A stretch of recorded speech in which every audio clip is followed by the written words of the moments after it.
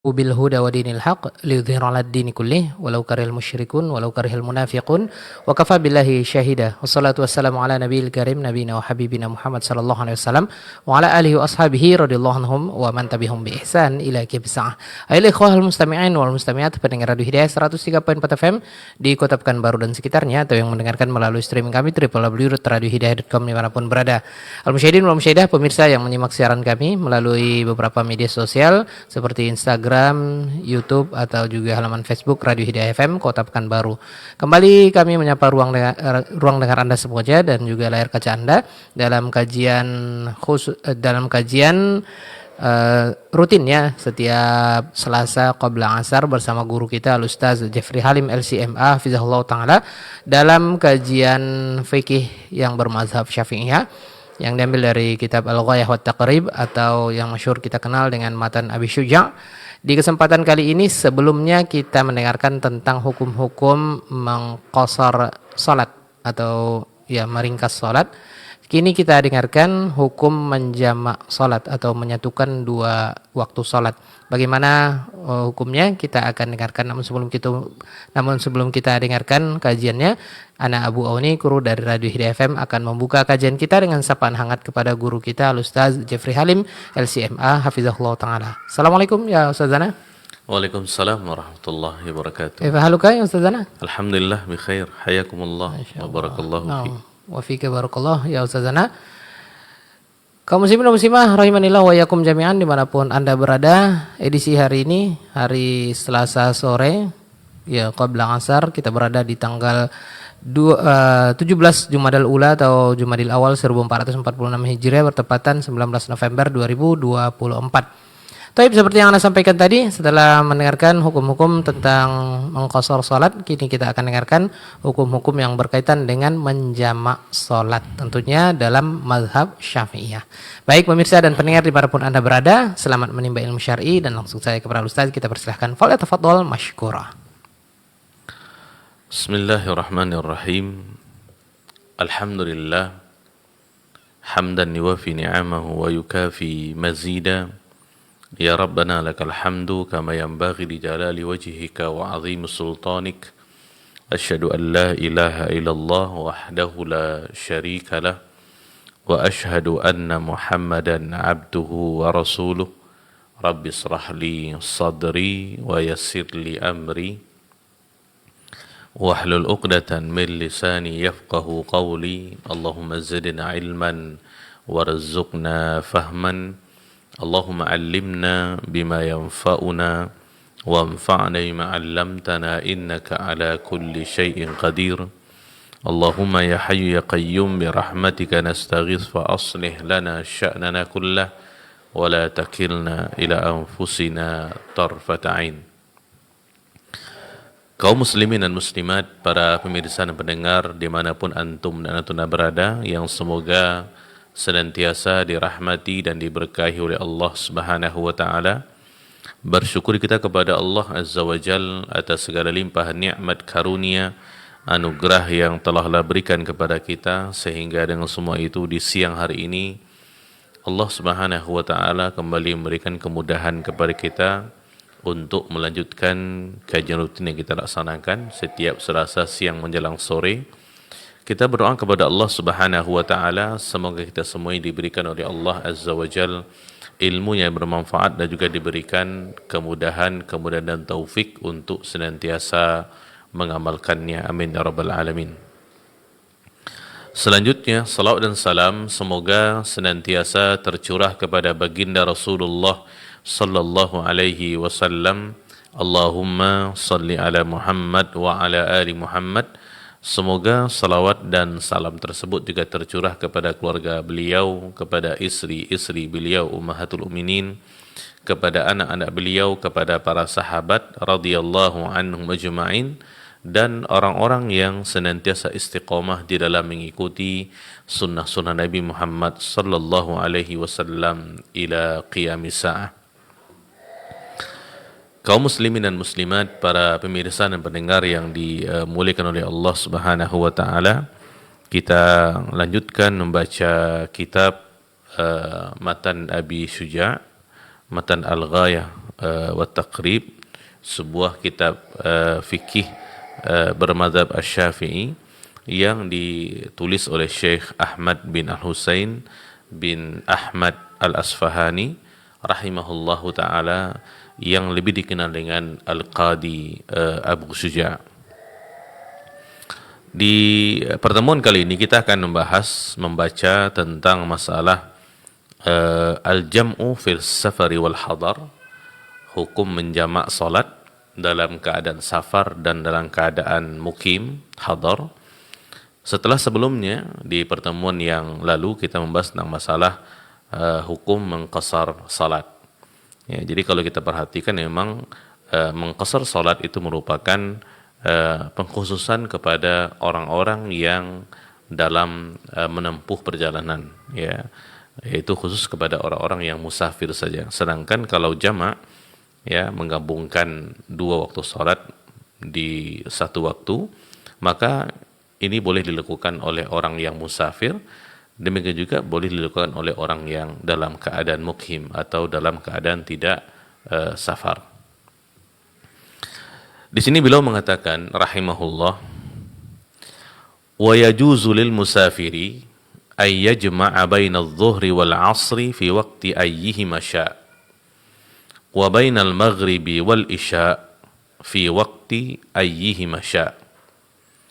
Beliau mengatakan boleh bagi seorang musafir untuk menjamak salat, ya, menjamak salat zuhur dan asar fi waqti ayyihima syaa', di waktu mana saja yang dia kehendaki. Ya, apakah dia salat zuhur kemudian menggabungkannya dengan asar di waktu zuhur, atau dia salat zuhur di salat asar, ya, kemudian menggabungkan waktunya di salat asar. Ya, yang pertama bentuknya adalah jamak takdim, sedangkan yang kedua bentuknya adalah jamak takhir. Wa bainal maghribi wal isya fi waqti ayyihima syaa', dan juga menggabungkan menjamak di antara salat maghrib dengan salat isya di waktu yang mana saja keduanya yang dia kehendaki. Apakah dia salat maghrib isya di waktu maghrib atau dia salat maghrib isya di waktu isya. Gambaran yang pertama adalah jamak takdim, sedangkan yang kedua adalah jamak takhir. Kaum muslimin dan muslimat, para pemirsa dan pendengar yang dimuliakan oleh Allah Subhanahu wa taala, jadi sebenarnya menjamak salat adalah ketika seseorang menggabungkan dua waktu salat di satu waktu. Ya, menggabungkan dua waktu salat di satu waktu. Nah, berdasarkan kepada buku ini, ya, kan ini dalam mazhabnya Asy-Syafi'i, dan ini juga merupakan ijma'nya para ulama, bahwasanya bagi musafir itu boleh, ya, untuk menjamak di antara salat zuhur dan asar. Apakah dia salatnya di waktu zuhur, berarti jamak takdim, atau dia melaksanakannya di waktu asar, berarti jamak takhir. Dan juga boleh menggabungkan di antara waktu salat maghrib dengan salat isya. Apakah dia salatnya di waktu maghrib, ya, setelah salat maghrib kemudian dia salat isya, ya, atau dia melaksanakannya di salat isya. Dia salat maghrib dulu kemudian salat isya. Ini di waktu isya. Maka ini namanya adalah jamak takhir. Nah, di sini para pemirsa dan pendengar yang dimuliakan Allah Subhanahu wa taala, di sini jelas hukumnya dibolehkan bagi musafir, ya. Karena yang belum bahas dulu adalah tentang masalah hukum menjamak salat untuk musafir. Jadi hukumnya boleh, ya, dengan aturan-aturan yang sudah disebutkan tadi. Jadi salat zuhur dijamak dengan salat asar, apakah pelaksanaannya di waktu salat zuhur berarti jamak takdim, ataupun pelaksanaannya di waktu salat asar berarti dia jamak takhir. Juga menggabungkan di antara salat maghrib dengan salat isya. Apakah dia salatnya di waktu maghrib, setelah salat maghrib dia salat isya, ya, ini namanya jamak takdim, atau dia salat maghrib dahulu kemudian salat isya di waktu isya, namanya adalah jamak takhir. Nah, di sini para pemirsa dan pendengar yang dimuliakan Allah Subhanahu wa taala, ini dua gambaran yang dibolehkan untuk menjamak salat, zuhur dengan asar, ya, ataupun maghrib dengan isya. Nah, selain daripada itu tidak boleh menjamaknya. Contoh, seseorang menjamak di antara salat asar dengan salat maghrib, itu tidak boleh. Ya, kenapa tidak boleh? Yang pertama, karena tidak ada tuntunannya. Yang kedua, karena memang waktu pelaksanaannya berbeda. Karena sholat asar itu sholatnya sifatnya nahariyah, waktunya di siang hari. Sedangkan sholat maghrib waktunya adalah di lailiyah, waktunya di malam hari. Jadi tidak boleh menggabungkan di antara sholat maghrib, ya, di antara sholat asar dengan sholat maghrib.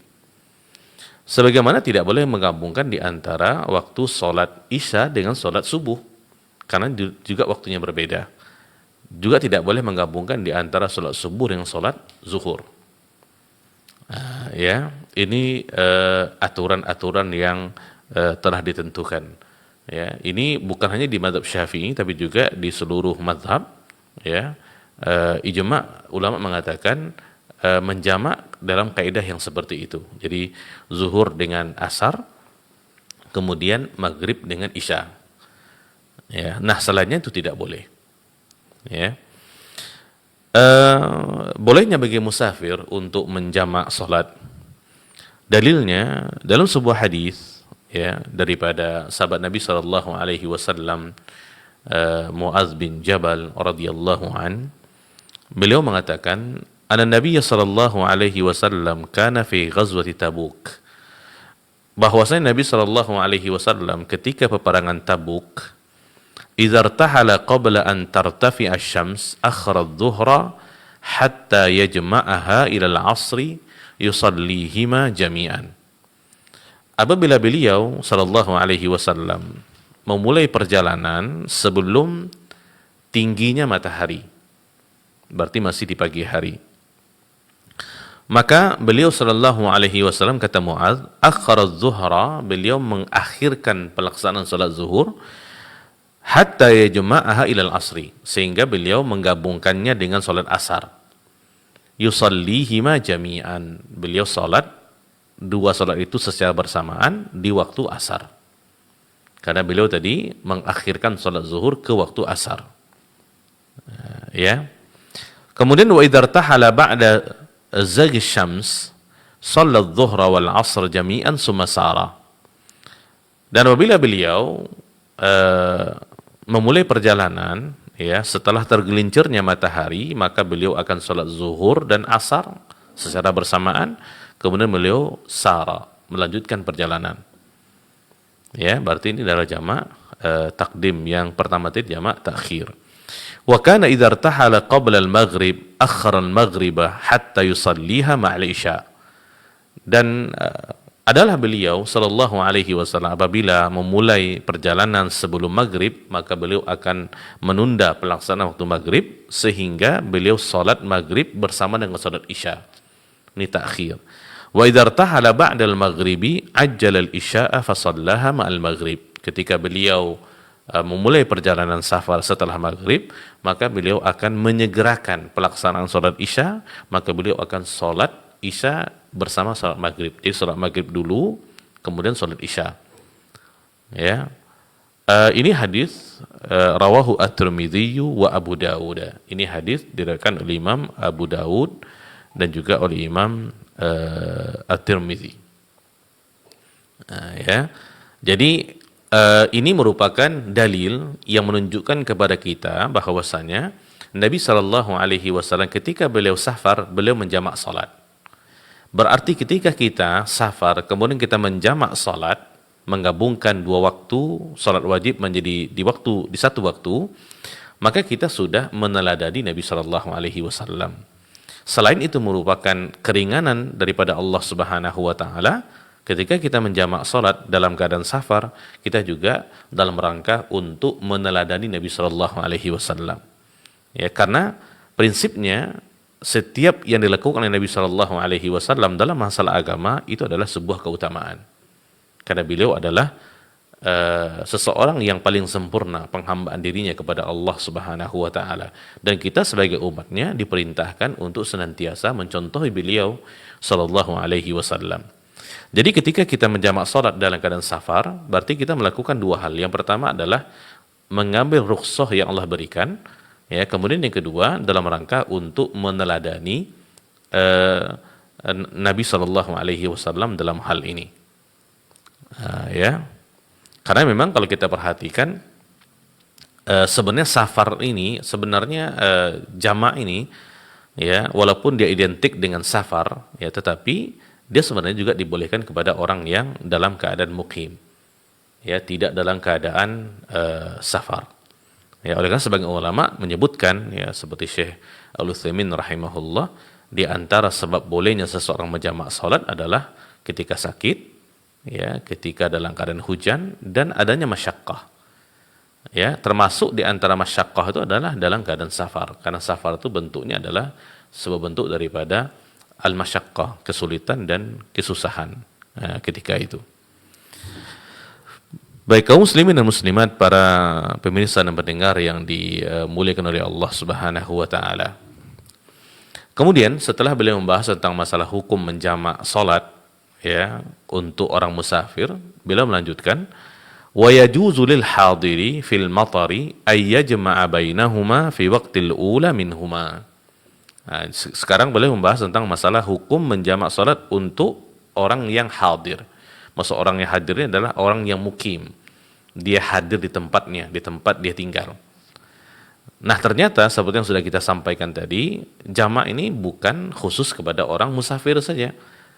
Ya, berbeda dengan qasar. Kalau qasar memang untuk musafir saja. Tidak boleh orang yang mukim, orang yang hadir atau dalam keadaan hadar itu mengqasar salatnya.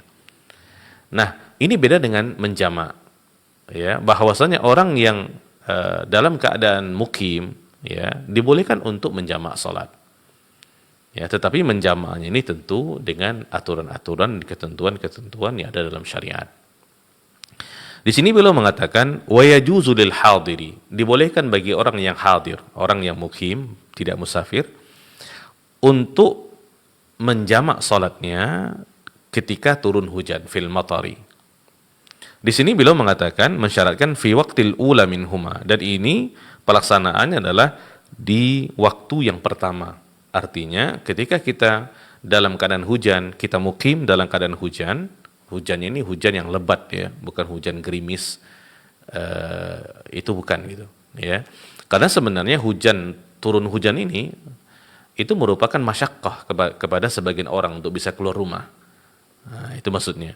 Sehingga beliau mengatakan terkhusus di mazhabnya Asy-Syafi'i, bolehnya seseorang yang hadir, orang yang mukim untuk menjamak salatnya adalah ketika dalam keadaan hujan. Ya, dan ini dilaksanakan di waktu yang pertama. Jadi kalau kita ingin menjamak salat, kita dalam keadaan mukim, hadir, menjamak di antara zuhur dengan asar, maka kita melaksanakannya di waktu zuhur. Kalau kita ingin menjamak salat, ya, menjamak salat di antara maghrib dengan isya, maka kita melaksanakan di waktu maghrib. Ya, maka kita melaksanakan di waktu maghrib. Nah, di sini para pemirsa dan pendengar yang dimuliakan oleh Allah Subhanahu wa taala, kalau kita perhatikan, ya, di mazhabnya Asy-Syafi'i seperti yang tulis di dalam buku ini, bolehnya seseorang yang mukim untuk menjamak salat adalah ketika turun hujan. Ya, ini berdasarkan kepada hadis Nabi Shallallahu alaihi wasallam. Ya. Ini hadis dikeluarkan oleh Abdullah bin Abbas radhiyallahu anhuma dalam Sahih Muslim hadisnya. Qala, beliau mengatakan radhiyallahu an, jama'a Rasulullah sallallahu alaihi wasallam baina adh-dhuhri wal 'ashri wal maghribi wal isya bil Madinah min ghairi khaufin wala matarin.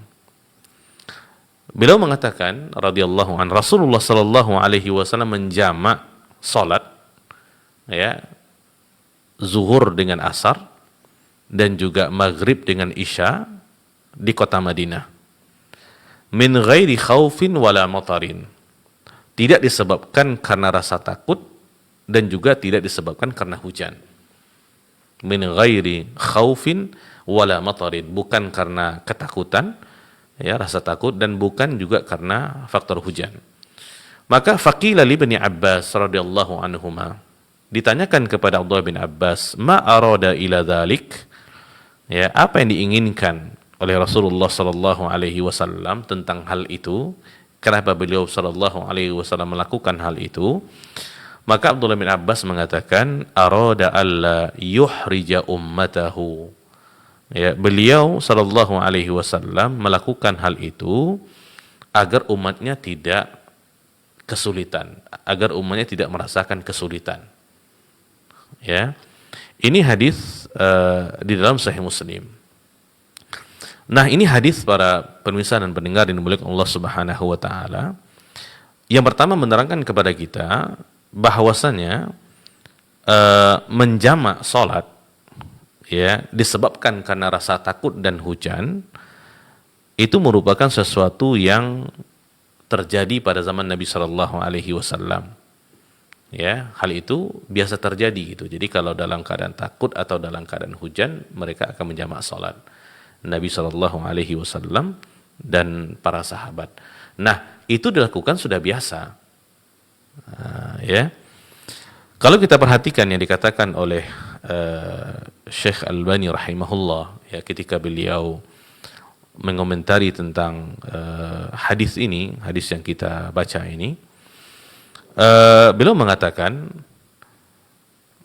seolah-olah beliau, ya, radhiyallahu an Abdullah bin Abbas menyampaikan bahwasannya menjamak karena hujan adalah perkara yang sudah ma'ruf, dikenal di masa hidup Nabi sallallahu alaihi wasallam. Ya. Kalaulah tidak karena latar belakang itu, lalu manfaat apa yang bisa dipetik dari penapian hujan sebagai sebab yang membolehkan beliau untuk menjamak. Dan jelas beliau mengatakan ketika Abdullah bin Abbas ditanya kenapa Nabi melakukan hal itu, ya, beliau jelas mengatakan bahwasanya agar umatnya tidak merasa berat untuk melakukannya. Ya, ini salah satu di antara sebab kenapa seseorang yang dalam keadaan mukim dia boleh menjamak salatnya. Ya, sebenarnya seperti yang kita sudah sampaikan tadi, di mazhab yang lain, ya, sebenarnya tidak hanya hujan saja. Ini berdasarkan kepada dalil-dalil yang ada gitu. Ya, sehingga seseorang dia boleh untuk menjamak salatnya selain daripada faktor hujan ini. Ya, di sini ada dua disebutkan, hujan dengan takut. Ya, itu boleh menjamak salat. Di antaranya, ya, boleh menjamak salat bagi orang yang mukim, ya. Di sini diterangkan adalah ini bukan hanya mukim, ya, disebutkan juga bagi jamaah haji, ya. Ini di Muzdalifah ketika jamaah haji menggabungkan di antara salat maghrib dengan salat isya setelah wukuf di Arafah kemudian bergerak ke Muzdalifah. Di situ sunnah dilakukan adalah menjamak di antara salat maghrib dengan salat isya, ya, di waktu maghrib. Disebut dalam sebuah hadis, hatta atal Muzdalifah fa shalla bihal maghrib wal isya, sehingga Nabi sallallahu alaihi wasallam ketika beliau sampai di Muzdalifah, beliau salat maghrib dan isya bi adzanin wahid wa iqamataini, dengan satu kali azan dan dua kali iqamah. Ini hadis dalam Sahih Muslim. Ya. Kemudian yang kedua, bolehnya menjamak dalam keadaan safar. Ini sudah kita sampaikan sebelumnya tadi. Ya, dalam hadis yang lain tentang masalah ini, selain daripada hadis Mu'adz bin Jabal yang sudah kita sampaikan tadi, dalam sebuah hadis muttafaqun alaih, karena Nabi sallallahu alaihi wasallam yajma'u bainal maghribi wal isya idza jadda bihi sayr.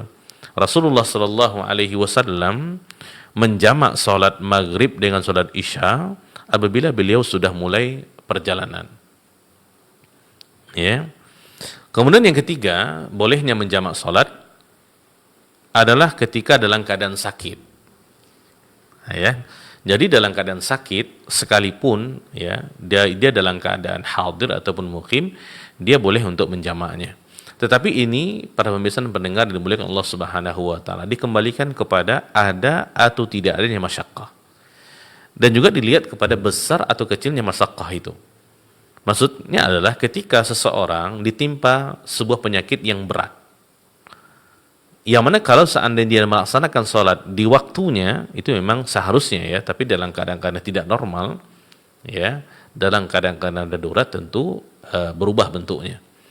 Seseorang yang sakit berat, ya, sehingga ketika dia melaksanakan sholat di tiap waktu, itu akan memberatkan kepadanya. Nah, dalam keadaan seperti itu, dibolehkan bagi dia untuk menjamaknya. Tetapi ini penyakit-penyakit yang berat gitu, dan memang dirasakan oleh pesakit itu. Bukan penyakit-penyakit yang ringan. Kalau hanya flu dan penyakit-penyakit ringan yang lainnya, itu tetap harus sholat di waktunya gitu. Ya, yang terpenting sakit itu merupakan satu di antara sebab bolehnya seseorang untuk menjamak sholatnya, sekalipun dia dalam keadaan hadir, dalam keadaan mukim.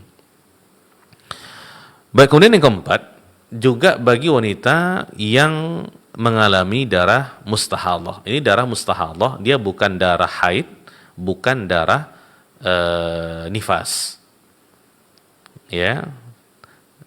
Dia bukan darah haid, bukan darah nifas, yang mana ketika seorang wanita dalam keadaan mengalami darah mustahadah ini, dia tetap diwajibkan untuk melaksanakan sholat seperti biasa. Ya. Ini sebenarnya kalau kita perhatikan, ini pendapat daripada ulama Al-Hanabilah dan juga pendapat yang dipilih oleh Syekhul Islam Ibnu Taimiyah rahimahullah dan juga para ulama yang lainnya. Ya, jadi ketika seorang wanita itu mengalami darah istihadah, ya, maka ketika dia melaksanakan salat, dia harus berwudu, membersihkan bekas darahnya, kemudian meletakkan sesuatu di tempat darah itu mengalir. Kemudian dia sholat.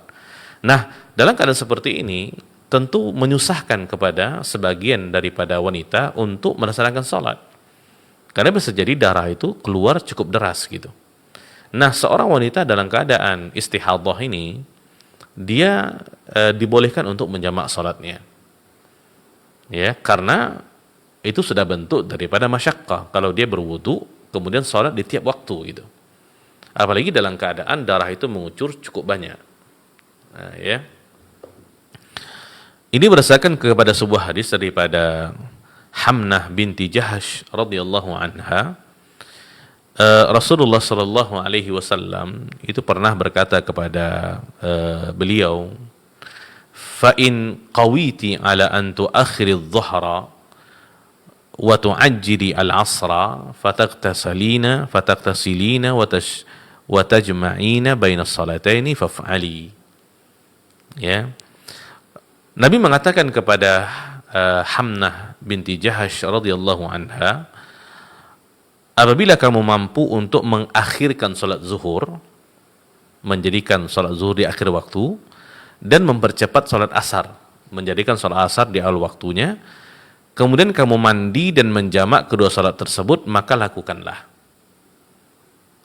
Ya, ini hadis di dalam Sunan Abi Daud dan juga dalam Sunan At-Tirmidzi. Jadi Nabi katakan kepada Hamnah binti Jahash radhiyallahu anha, jika engkau mampu untuk menunda salat zuhur, ya, sehingga ke salat di akhir waktu zuhur, kemudian mempercepat salat asar di awal waktu, kemudian kamu mandi dan menjamak kedua salat, maka lakukanlah kalau dia mampu melakukan hal itu. Nah, kalau kita perhatikan para pemirsa dan pendengar yang dimuliakan Allah Subhanahu wa taala, sebagian ulama melihat ini sebenarnya bukan jamak yang normal, itu ini jamak suri namanya. Kenapa dinamakan dengan jamak suri? Karena Nabi sallallahu alaihi wasallam memerintahkan kepada Hamnah untuk mengakhirkan salat zuhur. Jadi di akhir-akhir salat zuhur nanti, di akhir-akhir waktu salat zuhur, ya. Kemudian nanti langsung salat asar. Karena setelah habisnya waktu zuhur akan masuk waktu asar. Maka Nabi mengatakan mandilah, kemudian berwudu, kemudian sholat. Jadi setelah dia sholat 4 rakaat untuk zuhur, maka setelahnya dia sholat 4 rakaat untuk asar. Tapi sebenarnya perintah Nabi kepada Hamnah binti Jahash ini itu masih dilaksanakan di waktu salat itu sendiri gitu. Ya, di waktunya. Cuman bedanya kalau yang duhur itu di akhir waktu, sedangkan kalau asar di awal waktu. Beda kalau jamak yang sebenarnya dia menggabungkan di antara dua waktu salat pada satu waktu. Ya, kalau ini tidak sebenarnya, maka Rasulullah mengatakan ini jamak suri gitu. Jadi Nabi memerintahkan kepada Hamnah untuk dia mandi, kemudian dia salat zuhur di akhir waktu, kemudian setelah dia salat zuhur 4 rakaat, dia salat asar di awal waktu. Ya, ini merupakan kemudahan sehingga dia tidak perlu mandi setiap akan salat karena darah mengalir terus gitu. Ini khusus kepada wanita yang mengalami darah istihadhah. Ya. Yang mana ketika seorang wanita mengalami darah istihadhah, dia tetap wajib untuk salat, tetap wajib untuk puasa. Ya. Cuman di sini diberikan keringanan agar dia tidak merasa keberatan. Sehingga dia perlu kalau dia tidak mengambil hal itu, bisa jadi dia akan mandi setiap waktu salat, kemudian dia berwudu. Ya, sekarang enggak, dia hanya menggabungkan di antara dua, kemudian dia mandi, kemudian dia salat gitu. Sehingga dia tidak perlu untuk mandi dan berwudu setiap waktu salat. Jadi ini di antara sebab ya, contohnya seseorang boleh dia menjamak salatnya dalam keadaan mukim, yaitu ketika seorang wanita dalam keadaan mengalami darah istihadhah. Ya. Kalau dalam saat mengalami darah istihadhah ini, maka dibolehkan untuk menjamak salat. Ini merupakan bentuk kemudahan yang Allah berikan. Baik, kemudian kaum muslimin dan muslimat, para pemirsa dan pendengar yang dimuliakan oleh Allah Subhanahu wa taala. Yang berikutnya jamak karena rasa takut. Ini sudah kita sampaikan tadi daripada hadis Abdullah bin Abbas radhiyallahu anhuma, ya, yang bersamaan dengan dalil tentang bolehnya menjamak salat ketika dalam keadaan hujan. Sebagian ulama mengatakan juga dalam keadaan menyusui, ya, dalam keadaan menyusui. Ini disebutkan oleh fuqaha daripada Al-Hanabilah dan juga disebutkan oleh Syekh Islam Ibn Taimiyah rahimahullah, dan juga disebutkan oleh Syekh Al-Utsaimin rahimahullah tentang masalah ini. Ya.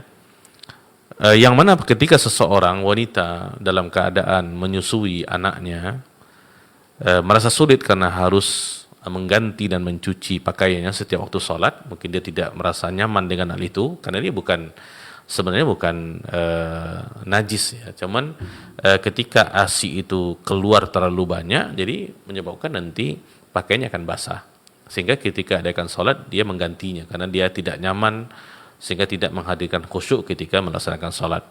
Nah, dalam keadaan seperti ini, sebagai ulama memandang ini sudah masuk ke dalam ranahnya namanya masyaqqah. Maka kalau dia masyaqqah, dibolehkan bagi dia untuk menjamak sholatnya. Ya, termasuk diantaranya adalah yang dialami oleh ibu yang sedang menyusui ini. Ya, sehingga dia tidak perlu mengganti pakaiannya setiap melaksanakan sholat. Dia boleh menjamaknya. Ya. Baik, kemudian yang ke-8 yang berikutnya adalah untuk mengatasi kesulitan. Nah, ini dia. Jadi kesulitan ini sebenarnya umum ya, karena sakit, kemudian safar, kemudian seperti darah istihadhah bagi wanita, itu semuanya adalah masyaqqah sebenarnya, ada di bawah masyaqqah. Cuman yang harus kita garis bawahi adalah masyaqqah ini dia tidak boleh dipandang oleh masing-masing pribadi gitu. Harus syariat menentukannya. Maksudnya adalah jangan nanti dengan mudahnya seseorang mengatakan, oh dia ada masyaqqah nih. Masyaqqah itu menurut dia. Nah, di sini yang dimaksud adalah masyaqqah sesuai dengan syariat. Ya, seperti turun hujan tadi, hujan yang lebat sehingga mungkin jalanan menjadi licin. Kemudian jalan itu terendam dengan air. Ya, yang mana dikhawatirkan nanti kalau seandainya seseorang tetap melaksanakan sholat di waktunya, terutama bagi kaum laki-laki yang harus sholat ke masjid contohnya, ya, di waktunya tentu ini akan memberatkan. Ya, makanya dibolehkan untuk sholat ataupun menjamak sholat dalam keadaan seperti itu. Ya, menjamak dalam artian menggabungkan dua waktu sholat menjadi satu waktu, di satu waktu sholat gitu. Nah, ya, ini diantaranya gitu. Apalagi kalau seandainya dalam keadaan musafir yang sudah beliau bahas tadi, jadi musafir itu dibolehkan. Kemudian dalam keadaan mukim itu juga dibolehkan untuk menjamak, tetapi dengan kaidah-kaidah yang sudah beliau sebutkan tadi. Di sini para pemirsa dan pendengar yang dimuliakan Allah Subhanahu wa taala, kalau kita perhatikan ada dua bentuk jamak, ada namanya jamak takdim, ya, yang kedua namanya jamak takhir. Sebagian ulama menyebutkan di antara syarat bolehnya seseorang untuk melaksanakan jamak takdim adalah yang pertama at-tartib baina salataini. Dia harus melaksanakan salat secara berurutan. Jadi kalau dia menggabungkan zuhur dengan asar di waktu zuhur, maka dia salat zuhur dulu baru salat asar. Juga demikian dengan maghrib dengan isya. Dia harus salat maghrib dulu kemudian salat isya. Dia tidak boleh salat asar dulu baru salat zuhur, tidak boleh. Kemudian yang kedua jelas niatul jam'i. Ya, berniat bahwasanya dia akan menjamak salatnya. Ya. Kemudian yang ketiga al-muwalah bainas salah al-ula wa tsaniyah. Pelaksanaan di antara salat yang pertama dengan salat yang kedua, zuhur dengan asar itu harus berkesinambungan. Dia tidak boleh diputus dengan apapun. Kalau dia terputus dengan apapun, maka dia tidak boleh menjamaknya.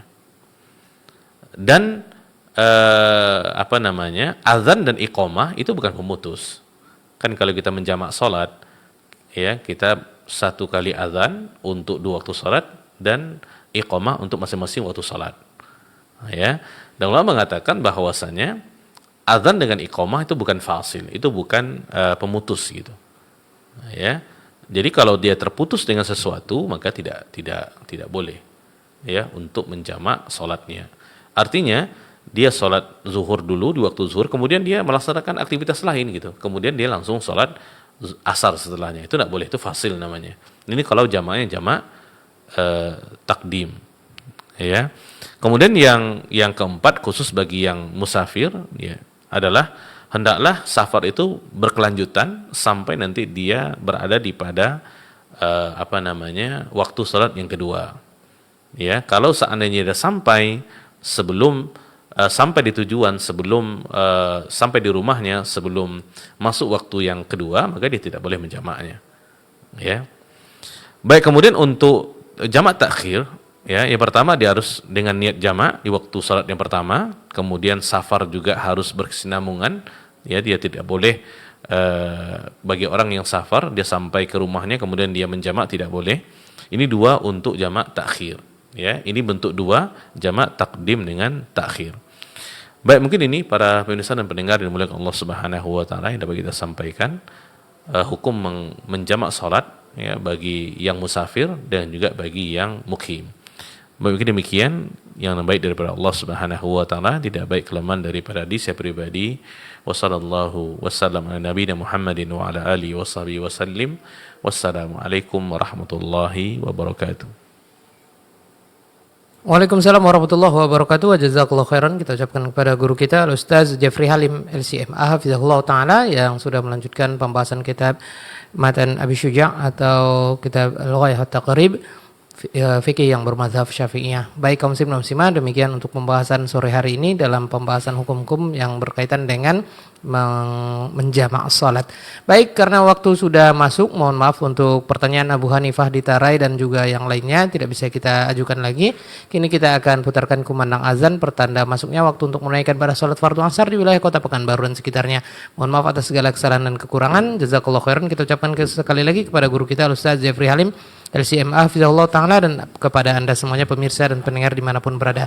Kita tutup dengan doa kafaratul majelis. Subhanakallahumma bihamdik asyhadu an la ilaha illa anta astaghfiruka wa atubu ilaik. Wassalamualaikum warahmatullahi wabarakatuh.